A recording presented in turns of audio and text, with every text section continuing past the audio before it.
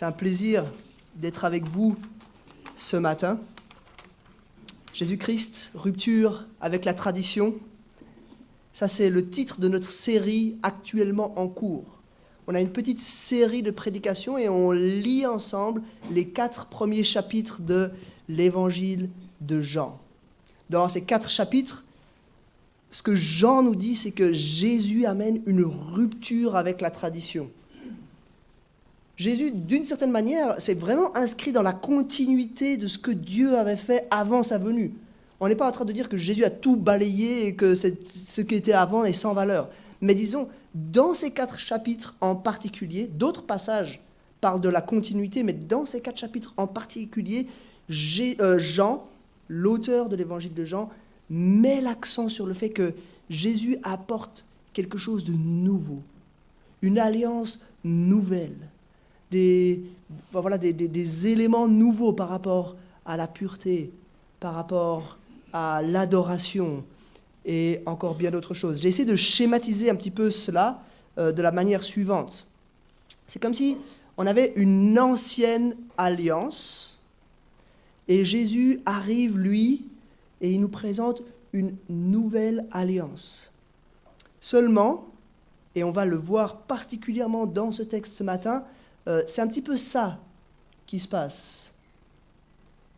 C'est-à-dire que c'est comme si Jésus arrive à un moment où on a une phase de transition. On est d'une certaine façon encore dans l'ancienne alliance, et on va voir Jésus ce matin qui purifie le temple, et en cela il se présente comme un peu un prophète de l'ancienne alliance, mais en même temps Jésus vient inaugurer quelque chose de fondamentalement nouveau, et en cela il inaugure vraiment une nouvelle alliance. Le titre de la prédication de ce matin est le suivant: Jésus révolutionne l'adoration. Il ne révolutionne pas comme un révolutionnaire qui viendrait tout fracasser, mais il vient pour donner en quelque sorte un sens différent, un sens nouveau, un sens plus profond à l'adoration. Et avant de lire le texte, il faut que j'explique ce mot, adoration. Parce que, on peut être un peu surpris de dire, mais c'est quoi au fond l'adoration ? On a peut-être une vision un peu partielle ou un petit peu floue dans notre vocabulaire francophone du XXIe siècle de ce qu'est l'adoration. Adorer, qu'est-ce que c'est ? C'est en fait reconnaître Dieu pour qui il est. C'est en fait s'approcher de Dieu en sachant qui il est, en reconnaissant dans nos cœurs qui il est. C'est ça, adorer. Et on va le voir, autant dans l'Ancienne Alliance, Dieu avait mis en place un cadre clair pour l'adoration, et Jésus vient en quelque sorte révolutionner ce cadre. Il ne vient pas s'opposer à un ancien cadre, mais il vient donner vraiment plus de profondeur, plus de facettes, plus de dimensions à l'adoration dans cette nouvelle alliance qu'il vient apporter. On va lire donc, dans Jean chapitre 2, le texte va être affiché à l'écran, mais je vais vous lire donc Jean chapitre 2, les versets 13 à 25. La Pâque la Pâque juive était proche, et Jésus monta à Jérusalem. Il trouva les vendeurs de bœufs, de brebis et de pigeons, ainsi que les changeurs de monnaie installés dans le temple. Alors il fit un fouet avec des cordes et les chassa tous du temple, ainsi que les brebis et les bœufs. Il dispersa la monnaie des changeurs et renversa leur table. Et il dit aux vendeurs de pigeons, « Enlevez cela d'ici.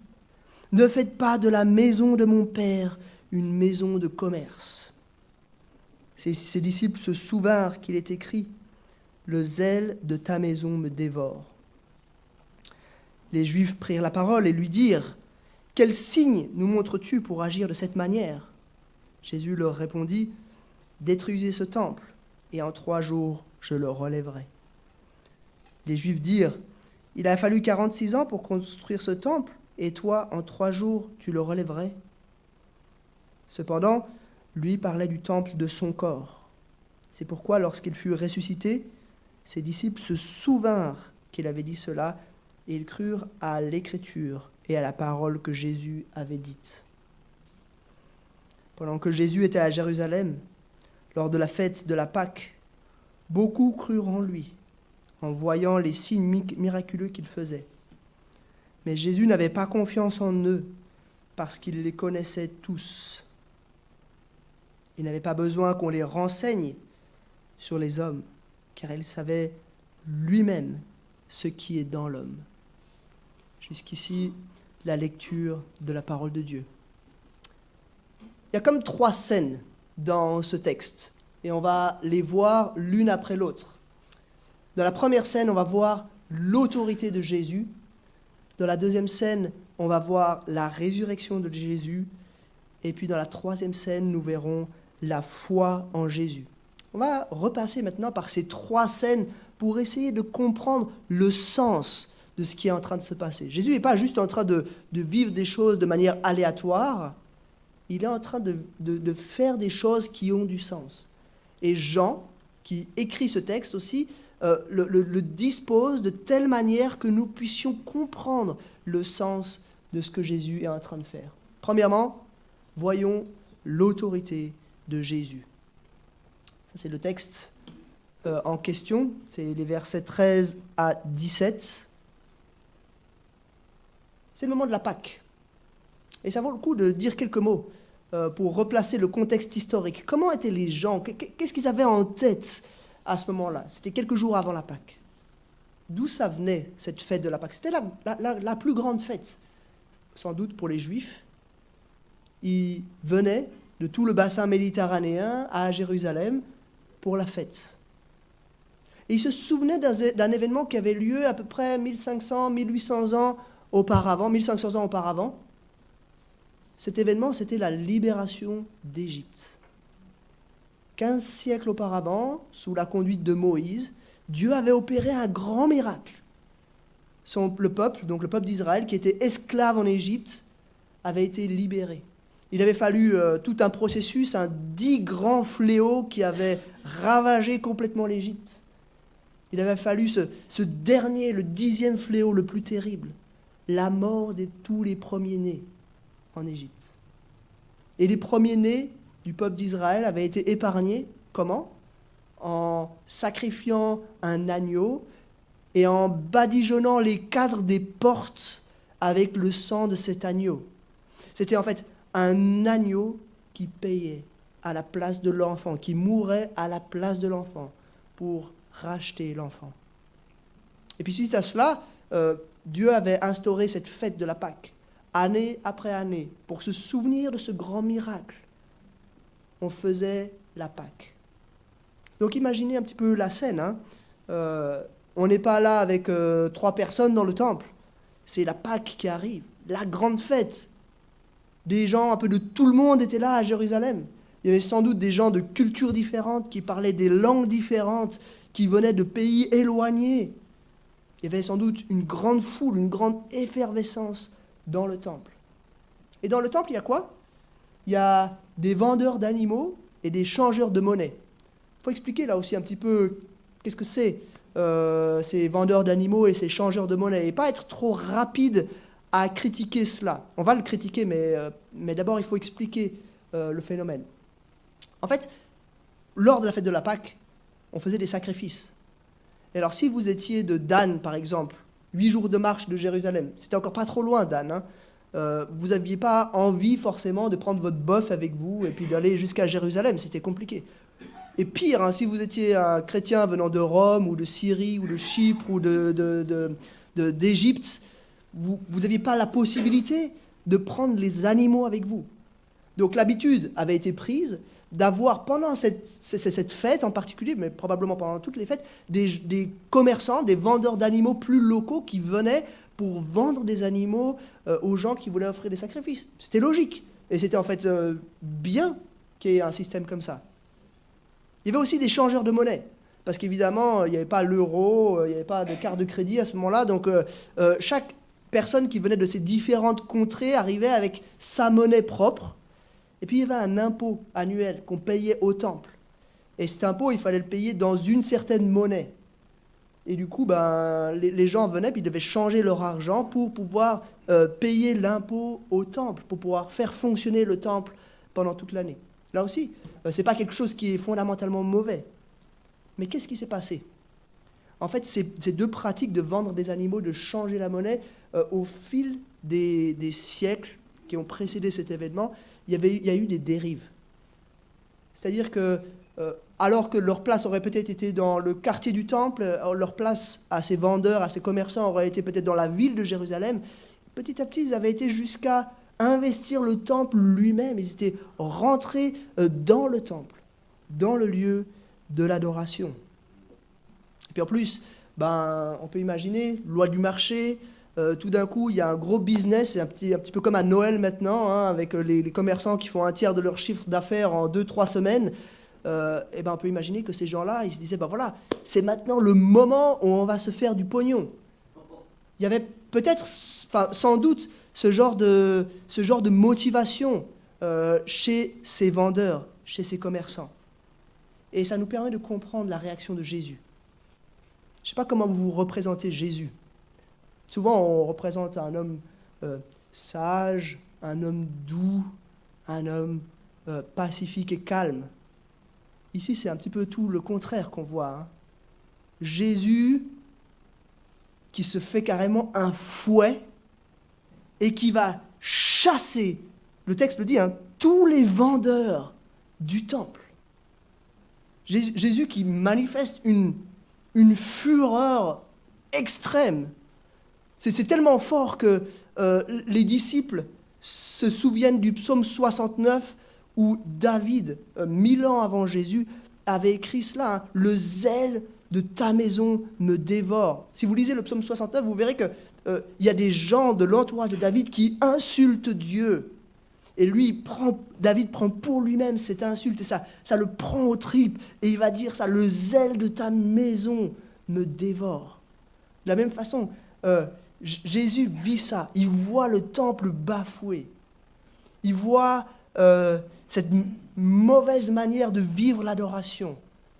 Et les disciples voient Jésus. Et tout d'un coup, ça fait tilt. Cette phrase de David, écrite 1000 ans plus tôt, leur vient en tête. « Le zèle de ta maison me dévore ». Jésus montre son autorité. C'est une autorité irrésistible. Je ne sais pas si vous imaginez, lors d'une grande fête, il y a plusieurs milliers de personnes, tout d'un coup, un gars qui prend son fouet et qui commence à chasser les gens, et puis tout le monde qui est dispersé, il renverse les tables des vendeurs de monnaie.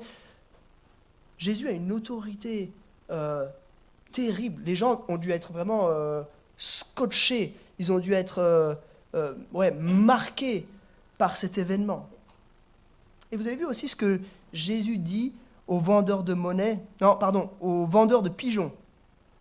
« Enlevez cela d'ici. Ne faites pas de la maison de mon Père une maison de commerce. » Jésus se présente comme étant le Fils de Dieu. Tout de suite, il arrive et dit, ici c'est la maison de mon Père, et je viens rétablir l'ordre dans la maison de mon Père. Sur quoi Jésus met l'accent ici? Il montre son autorité, mais je crois qu'il met l'accent sur les dispositions du cœur. Le problème, ce n'était pas qu'il y avait des vendeurs d'animaux. Le problème, ce n'était pas qu'il y avait des changeurs de monnaie. Le problème, c'était les dispositions du cœur. Ces gens n'étaient pas là pour adorer Dieu, ils étaient là pour faire du commerce. Donc les dispositions n'étaient pas bonnes pour adorer.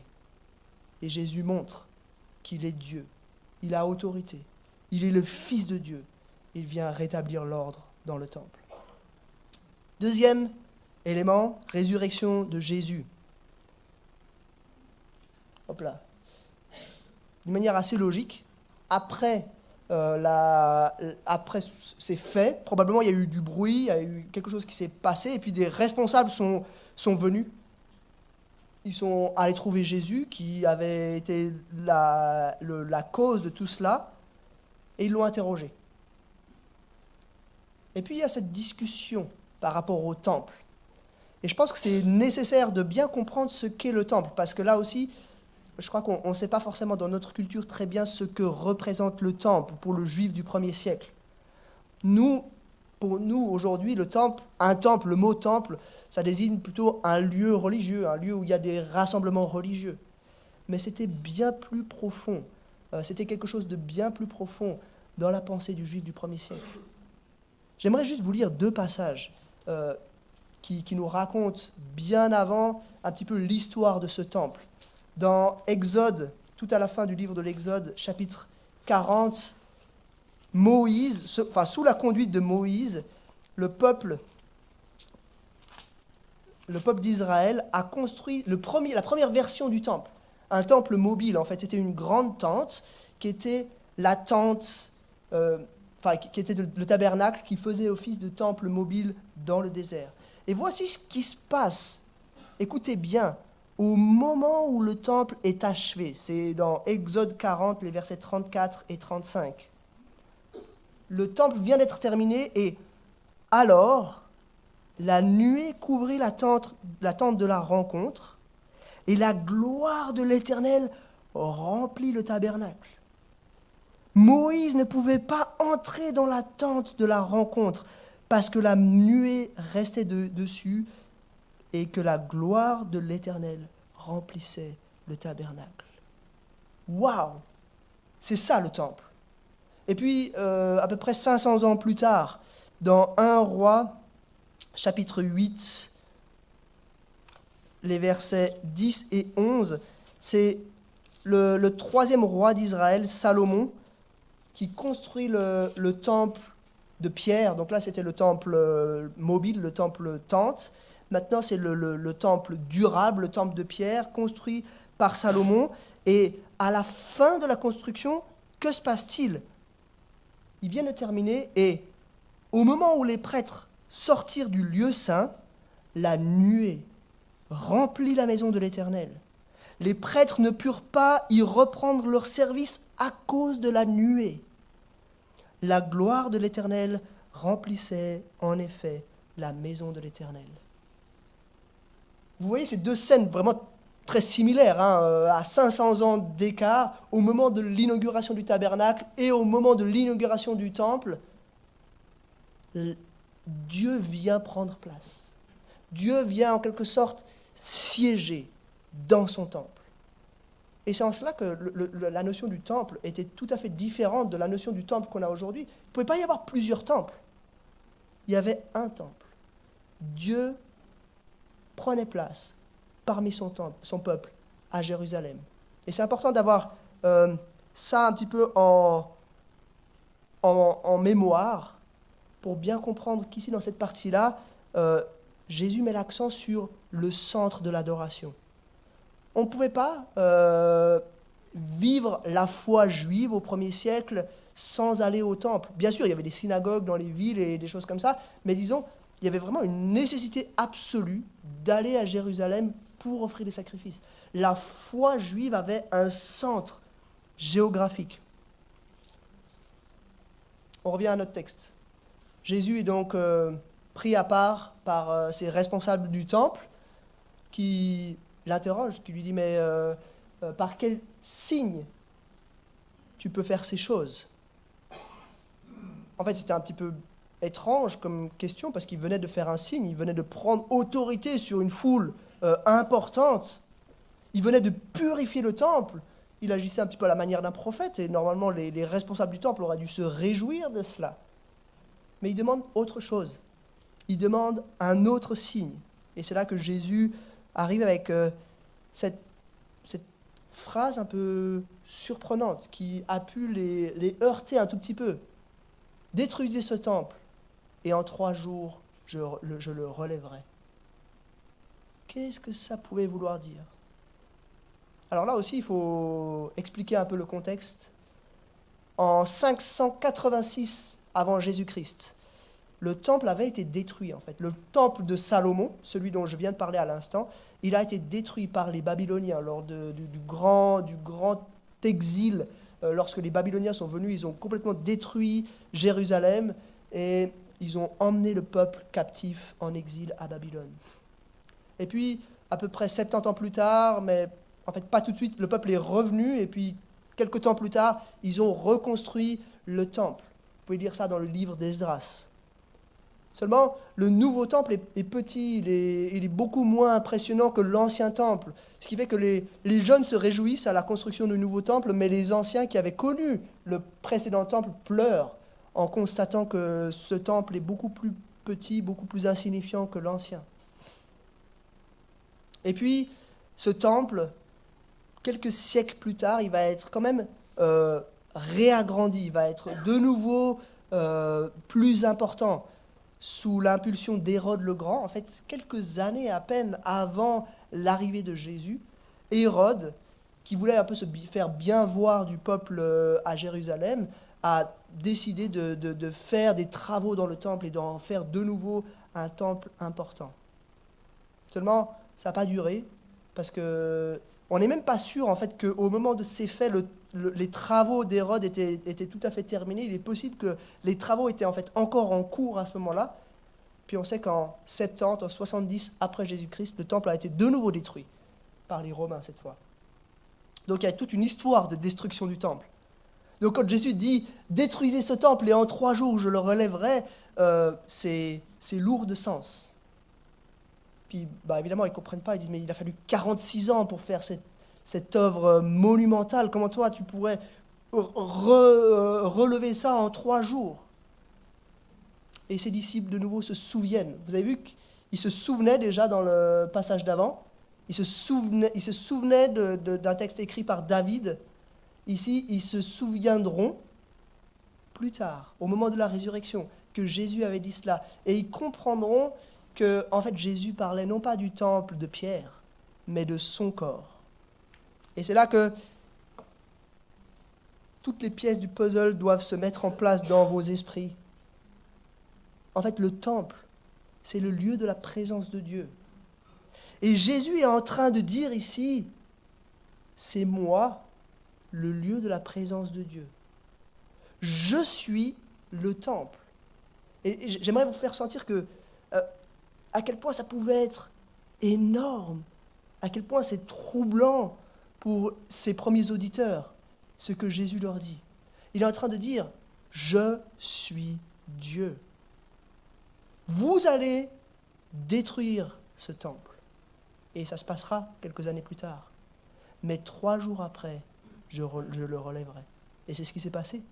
Jésus est mort, crucifié. Et 3 jours plus tard, il est ressuscité. Il a rétabli le temple, rétabli la présence de Dieu dans ce monde. Donc Jésus est Dieu.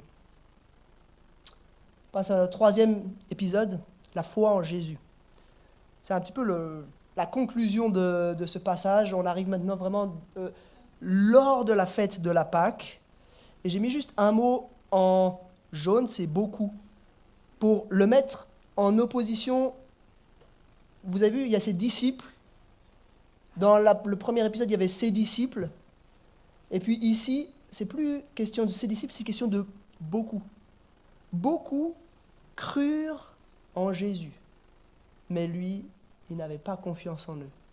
Alors là, il faut que je vous signale une petite subtilité qui a disparu avec la traduction en français, mais qui se voit bien quand on lit le texte en grec dans la version originale. Je vous ai mis en rouge ici 2 mots. En fait, quand il est dit beaucoup crurent en lui en voyant les signes miraculeux, mais Jésus n'avait pas confiance en eux, c'est le même mot en fait en grec. Ça veut dire qu'on pourrait traduire d'une certaine façon, et certaines traductions le traduisent comme ça, beaucoup crurent en lui en voyant les signes miraculeux qu'il faisait, mais Jésus ne croyait pas en eux. C'est comme s'il y avait... Jean vraiment voulait montrer une dissymétrie entre ce que beaucoup éprouvent à l'égard de Jésus et ce que Jésus sait à leur sujet. En fait, ce que ce passage nous montre, c'est qu'il y a 2 types de foi. Il y a des gens, beaucoup, qui croient en Jésus, mais ils croient en Jésus à cause des signes miraculeux qu'il faisait, donc des miracles, des choses qu'il pouvait accomplir. Seulement Jésus, qui lui connaît le cœur humain, il connaît parfaitement, et il le montre à plusieurs reprises dans les évangiles, il connaît parfaitement les pensées et ce qu'il y a dans le cœur des gens auxquels il a affaire. Lui, il ne croit pas en eux. Pourquoi? Parce que ces gens, à l'opposé des disciples qu'on a vus précédemment, des disciples qui croient en Jésus, eux ne croient pas en Jésus. Ils croient en Jésus à cause des signes miraculeux qu'il opérait. Ils ne comprennent pas en fait ce que Jésus est venu faire. Ils attendent du spectacle peut-être, ils aiment voir des choses impressionnantes, mais ils ne croient pas réellement en Jésus. Ce que ce texte nous dit, c'est qu'en fait il y a des disciples et il y a des non-disciples. Tous croient en Jésus, mais tous n'ont pas la foi qui leur permette de connaître Jésus réellement, de connaître Jésus personnellement. Et de nouveau, Jésus nous montre qu'il est Dieu, parce qu'il connaît les cœurs. Il est le seul qui connaît parfaitement les cœurs. Ici, Jean met l'accent sur le moyen de l'adoration. Le moyen de l'adoration, c'est la foi authentique. Il avait mis l'accent d'abord sur les dispositions de l'adoration, d'avoir de bonnes motivations et pas des motivations qui soient polluées par d'autres choses. Dans la deuxième partie, il avait mis l'accent sur le centre de l'adoration. C'est plus le temple, mais c'est lui-même. C'est sa mort et sa résurrection. Et ici, il met l'accent sur les moyens. Une foi authentique, une foi qui n'est pas basée sur les signes miraculeux, mais qui est une foi en Jésus lui-même. Voilà donc 3 parties. Autorité de Jésus, résurrection de Jésus, foi en Jésus. Et en fait, ces 3 parties, en quelque sorte, elles vont dans la même direction. Elles nous montrent une grande réalité. Elles nous montrent que Jésus est Dieu. Ça apparaît clairement, hein. Il a l'autorité irrésistible de Dieu. Il appelle Dieu son Père, dans la première partie. Il s'appelle lui-même le temple, la présence de Dieu sur terre, dans la deuxième partie. Et puis, il a une connaissance profonde du cœur humain, dans la troisième partie. Jésus est Dieu. Et je crois que ça change totalement le regard qu'on peut avoir par rapport à Jésus. Beaucoup de gens sont prêts à accepter que Jésus était un homme sage, un homme qui a marqué son époque et même les siècles qui l'ont suivi. Beaucoup sont prêts à reconnaître que ses enseignements sont, par bien des aspects, des enseignements utiles, des enseignements précieux, des enseignements qui ont influencé positivement l'humanité. Mais Jésus est plus que cela. Jésus est Dieu. Ça veut dire qu'il est nécessaire de l'écouter. Ça veut dire qu'il est nécessaire de l'adorer. Ça veut dire qu'il est nécessaire pour nous de chercher à le connaître, à lui obéir. Ça veut dire aussi que si vous voulez savoir qui est Dieu, que veut Dieu, comment agit Dieu, il faut lire qui est Jésus, comment est Jésus, comment agit Jésus.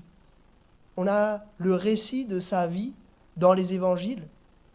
Et en fait, en connaissant Jésus, on apprend à connaître Dieu, puisque Jésus est Dieu. Maintenant, il faut qu'on réfléchisse... Ah pardon, je suis allé un peu trop loin là. Il faut qu'on réfléchisse à nous. Nous, on vit après ces événements qu'on vient de voir ici. Quelques années après cela, en tout cas 3 ans après cela, Jésus est mort sur une croix. Il est mort pour nos péchés. Il est mort pour payer à notre place la colère de Dieu, le prix de la colère de Dieu, et nous donner sa justice. Et puis 3 jours après, il est ressuscité.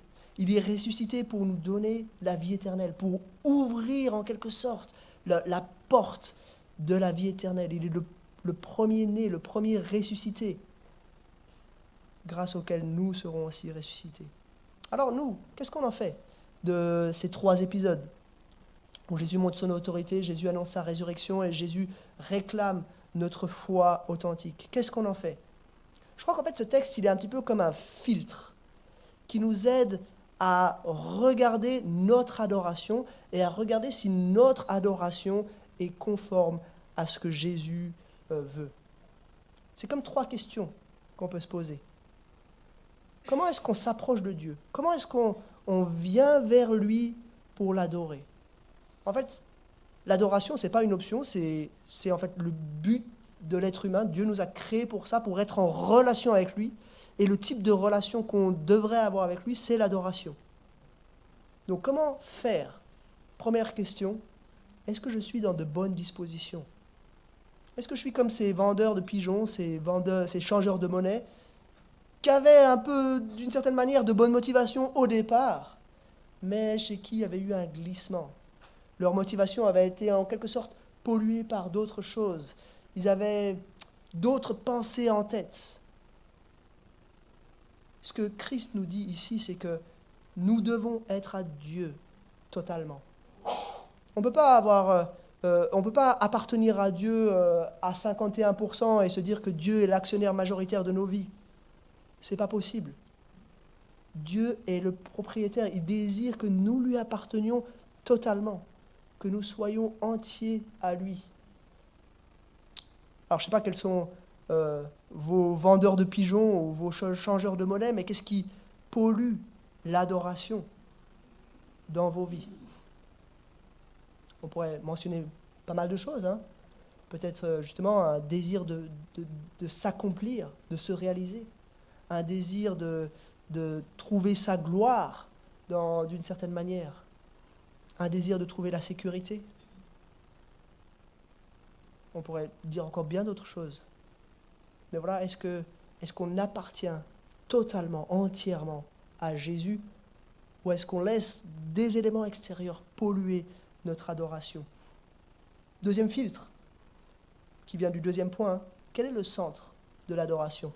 On a vu que Jésus il révolutionne l'adoration, hein, parce qu'il change. Le centre n'est plus le temple, n'est plus ce lieu à Jérusalem, mais c'est en fait la résurrection. Et on pourrait ajouter sa mort et sa résurrection, parce qu'il est le temple. C'est lui qui est la présence de Dieu sur terre. Ça nous fait réfléchir. Quel est le centre de ma foi, de mon adoration? Est-ce que je demande à Jésus de faire des signes miraculeux comme les responsables du temple lui ont demandé? Ou est-ce que je suis conscient que le grand miracle, c'est Jésus, mort et ressuscité? Est-ce que ma foi est focalisée, centrée sur ce moment-là, cette croix, ce tombeau vide? Est-ce que ma foi est basée sur des éléments impressionnants que je pourrais voir? Est-ce que ma foi elle est focalisée sur des personnes? Ou est-ce qu'elle est focalisée sur cette croix et sur ce tombeau vide? Voilà la vraie adoration. Troisième filtre, le dernier.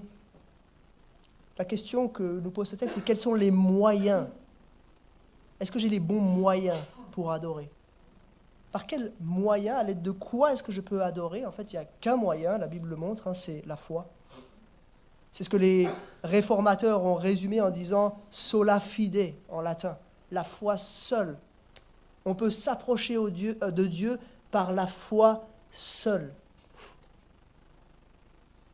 Est-ce que j'ai les bons moyens? Et dans ce passage, vous avez vu, il y avait deux types de foi. Il y avait la foi des disciples et la foi des non-disciples. Et ce passage nous interroge. Est-ce que j'ai le bon type de foi? Est-ce que j'ai cette foi en Jésus? Je ne parle pas ici de se torturer et d'aller dans des doutes et de se dire mais est-ce que vraiment je crois suffisamment? Il n'est pas question de ça. Mais est-ce que notre foi est vraiment fondée sur la personne de Jésus ou est-ce qu'elle est fondée peut-être sur autre chose?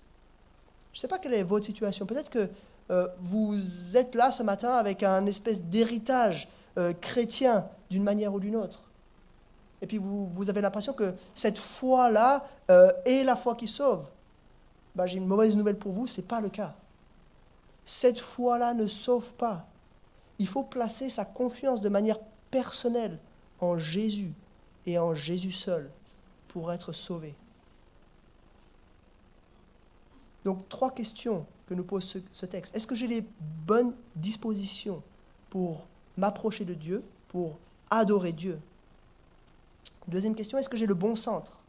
La croix, le tombeau vide. Pour m'approcher de Dieu, pour adorer Dieu. Troisième question, est-ce que j'ai les bons moyens? La foi authentique, la foi en Jésus seul, pour m'approcher de Dieu, pour adorer Dieu. Dans une seconde, je vais faire un petit temps de silence, comme ça vous pourrez réfléchir à ces trois questions. Disposition, centre, moyen. Est-ce que j'ai les bonnes dispositions, le bon centre, les bons moyens?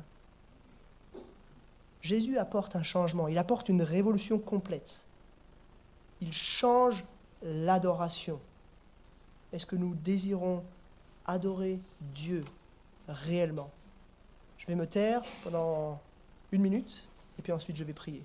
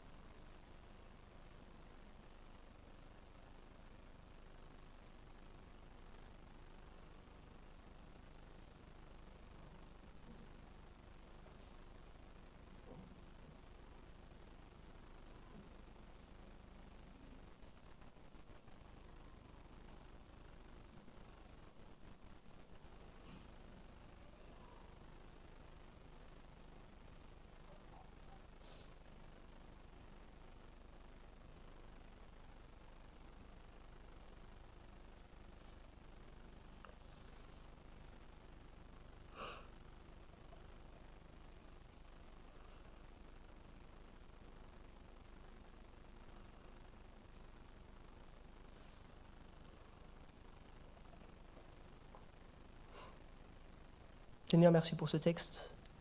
Merci pour ces trois filtres qui nous aident à regarder nos cœurs pour vivre une vie qui te plaît. Aide-nous à nous approcher, aide-moi premièrement à m'approcher, mais aide-nous tous à nous approcher de toi avec de bonnes dispositions, en comprenant quel est le centre et quels sont les moyens de t'adorer. Change mon cœur, change nos cœurs. Qu'on puisse devenir de vrais adorateurs, des adorateurs qui t'honorent, des adorateurs qui te plaisent, des adorateurs à ta gloire. Je te demande ça dans le nom de Jésus. Amen.